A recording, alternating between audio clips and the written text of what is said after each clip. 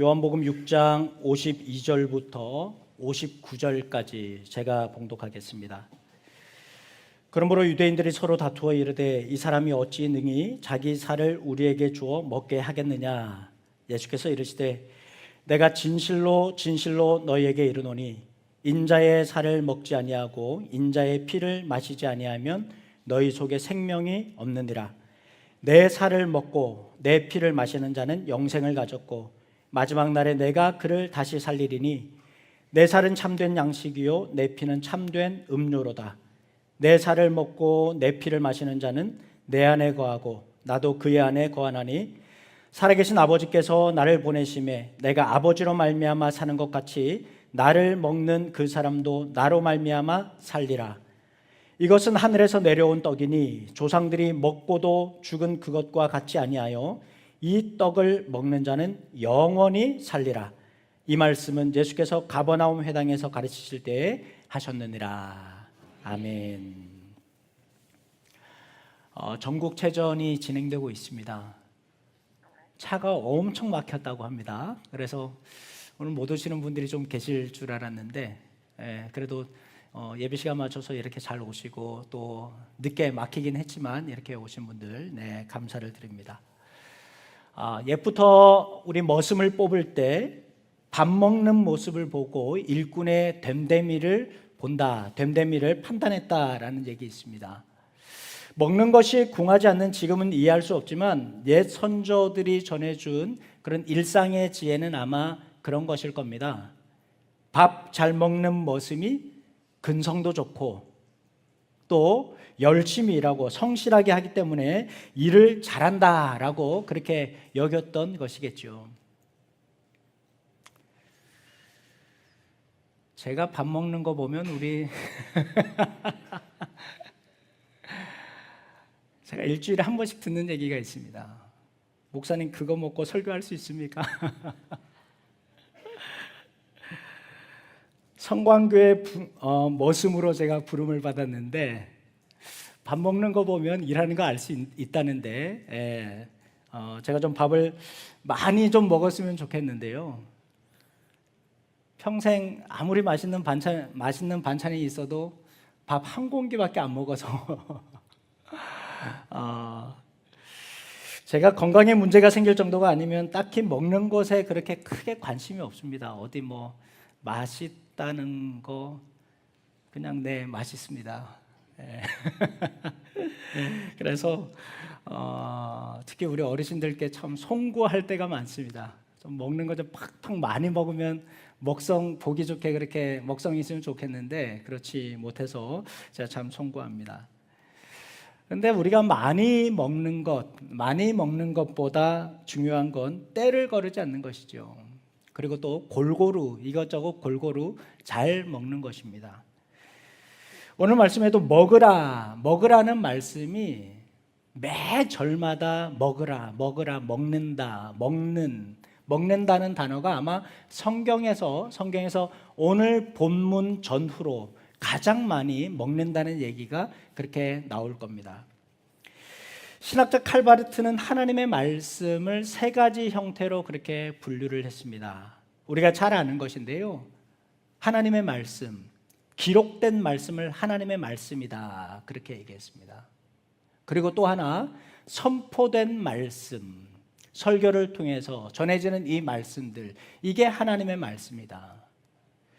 그리고 세 번째 말씀이 있는데 이것은 뭐냐면 보이는 말씀, 곧 앞에 있는 성례전, 성찬식이 곧 하나님의 말씀이다 이렇게 얘기를 했습니다.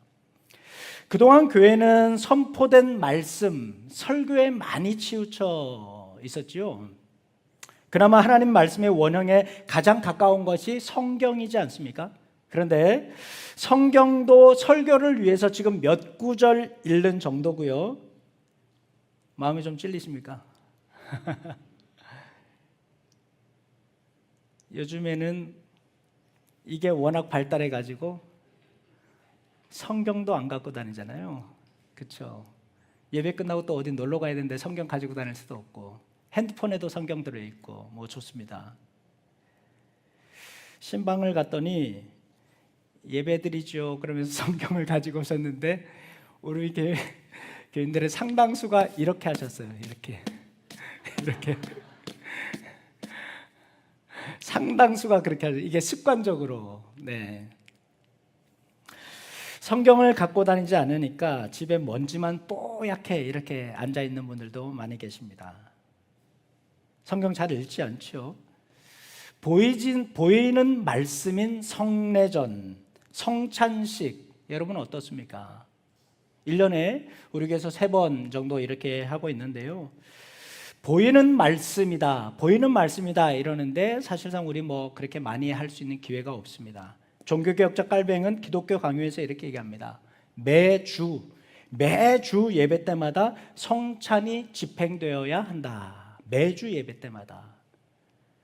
여러분, 장로교회 중에서도 매주 성찬을 하는 교회들도 있습니다. 우리가 여러 가지 순서와 시간과 이런 것 때문에 성찬을 1년에 2-3번 이렇게 해서 그렇죠. 원래는 모일 때마다, 모든 예배 때 모일 때마다 성찬을 거행하라 이렇게 얘기도 하죠. 성례전에 하나님 말씀이 담긴 표지이자 하나님 말씀 그 자체이기 때문입니다. 특히 한국교회는 성찬을 십자가의 고난과 결부시켜서 연관시켜서 그렇게 가르쳐 왔었습니다. 그래서 성찬을 철저하게 개인의 경험, 개인의 또 그동안의 신앙의 고백들에만 의존해서 그렇게 가르쳐 왔죠. 여러분 여쭤볼까요? 여러분 성찬식 하면 생각나는 게 뭡니까? 성찬식에 왜 그렇게 우십니까? 뭐 때문입니까? 예수님의 고난 때문이죠. 예수님의 고난 때문이죠. 한 가지 더 여쭤볼까요? 예수님의 고난 외에 성찬식 하면 생각나는 거 있습니까? 없어요. 요거 하나만 이제 가르쳐 왔던 것이죠. 제가 개인적인 경험과 감성적이다, 성찬에 그것만 있다라고 말하는 것은 바로 이런 이유 때문입니다. 예수님의 고난이 가슴 깊이 다가오는 날은 눈물을 펑펑 쏟으면서 그렇게 회개합니다. 그런데 여러분, 모든 성찬에서 여러분 그렇던가요? 그런 마음이 늘 들던가요? 꼭 그렇지는 않잖아요. 그런 마음이 없는 날은 그냥 먹고 마시는 것으로 끝날 뿐이죠. 하나님 말씀인데. 그런데 성경은 성찬을 먹고 마시는 것이 하나님의 말씀을 먹고 마시는 거라 그렇게 얘기를 합니다. 신학대학원에서 배울 때 저희 교수님은 저희들한테 그렇게 가르치셨습니다.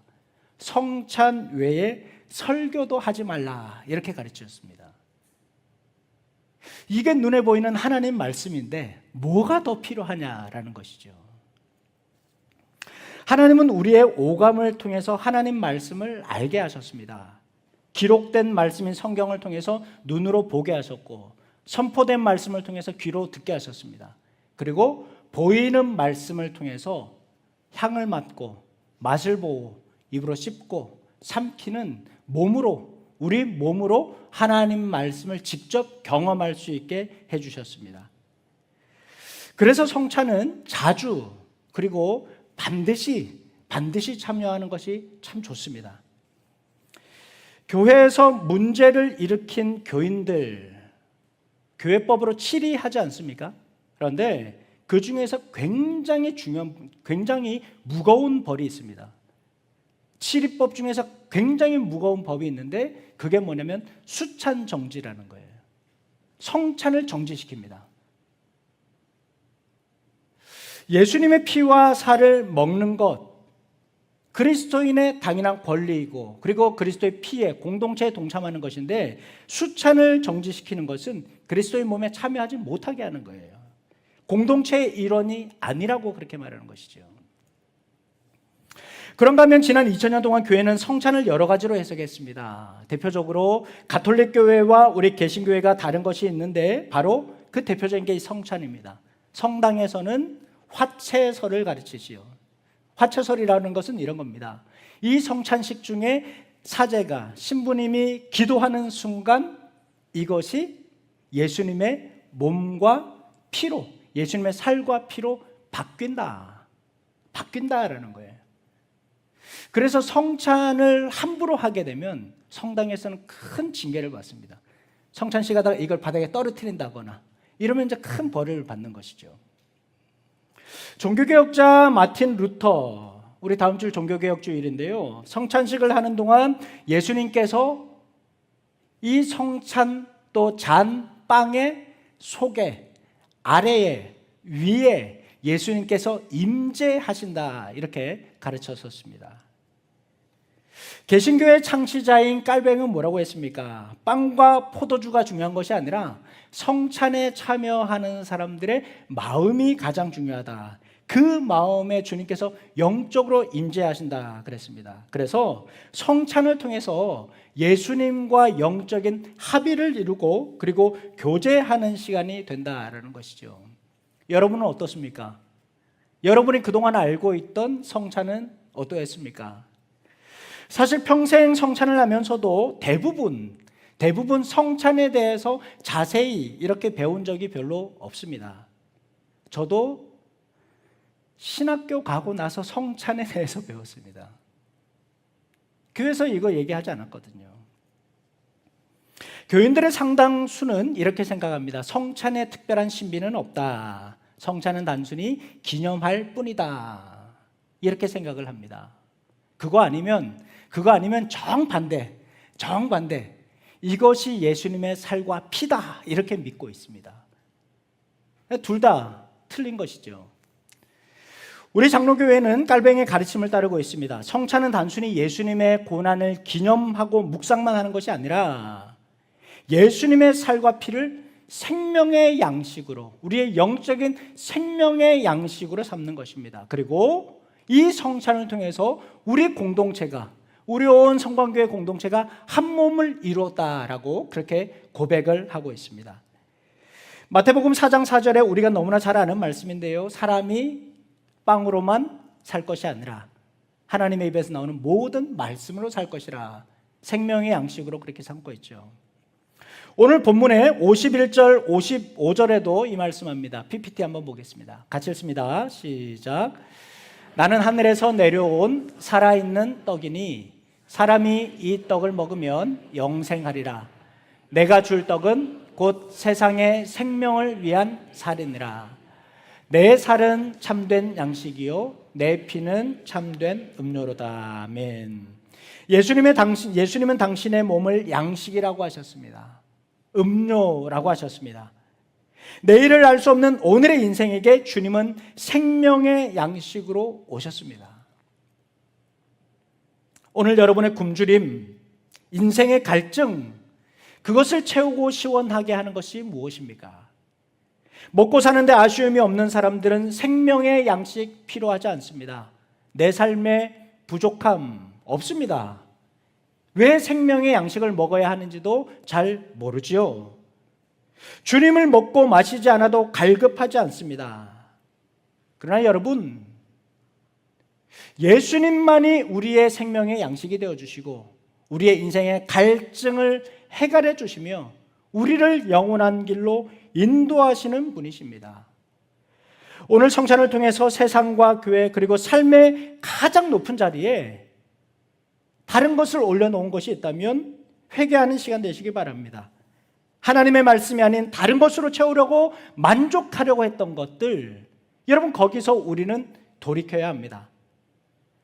돈이 있으면 한 끼 식사는 해결할 수 있을지 몰라도 영적인 굶주림까지 채워줄 수는 없습니다. 깔뱅은 빵과 포도주가 육체의 생명을 유지해 주는 것 같이 예수 그리스도를 먹고 마시는 것이 우리의 영적인 양식이 된다, 그렇게 얘기를 했습니다. 우리가 성찬에 참여하고 먹고 마실 때 성령께서 여러분에게 임하셔서 그리스도와 하나가 되며 교제하게 하시고 우리의 영혼을 채워주실 줄 믿습니다. 이제 읽는 말씀과 듣는 말씀에 익숙한 여러분에게 그리스도인이 마땅히 먹어야 살 수 있는 성찬을 나누려고 합니다. 앞서 잠깐 언급한 것처럼 우리가 아는 성찬식은 예수님의 고난 외에는 잘 모릅니다. 그러나 성찬은 개인의 경험을 넘어서 인격적이어야 합니다. 주님과 인격적으로 연합할 뿐 아니라 공동체와 교회 공동체와 인격적으로 하나됨을 고백하는 시간이기도 합니다. 바울은 고린도전서에서 이렇게 말씀합니다. PPT 같이 보겠습니다. 같이 읽습니다. 시작. 떡이 하나요 많은 우리가 한 몸이니 이는 우리가 다 한 떡에 참여함이라. 아멘. 떡이 하나다. 그리고 우리가 한 몸이다. 그리스도인의 공동체를 얘기하는 것이죠. 근데 여러분 우리 잘 아는 것처럼 가족을 식구라고 말하지 않습니까? 식구.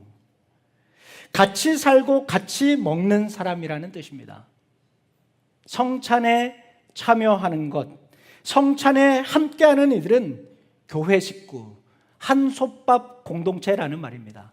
아울러 우주적인 하나님, 우주적인 하나님의 한 자녀다라는 뜻이겠죠. 오늘 예배 후에 진행될 구역 모임도 아마 다르지 않을 겁니다. 구역 모임도 또 다른 성찬, 애찬이라고 말할 수 있을 겁니다. 우리가 구역 모임을 하고 나면 구역장님들이 우리 단톡방에다 사진을 찍어서 막 이렇게 올려주십니다. 한 장 찍는 데도 있지만 제가 한 장만 올리라 그러거든요. 한 장만. 그런데도 기어이 막 여러 장을 막 올리시는 분들도 계십니다. 그런데요, 가만히 보면 잘 먹는 구역 있죠.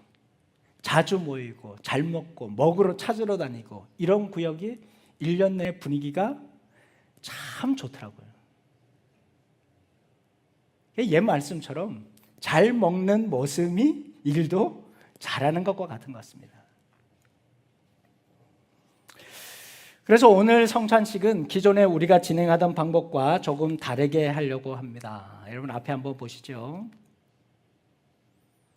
원래 이렇게 덮여 있어야 되고 성찬기, 금그릇들, 성찬기도 있어야 되는데 오늘 좀 다르게 해보려고 합니다. 지금까지는 여러분이 계신 자리에 성찬위원들이 다 찾아가지 않았습니까? 오늘 성찬식은 그렇게 하지 않고요. 오늘은 여러분 모두 다 앞으로 나오십시오. 다 가운데로 다 나오십시오. 가운데로 나오시면 제가 빵을 찢어서 여러분께 드리겠습니다.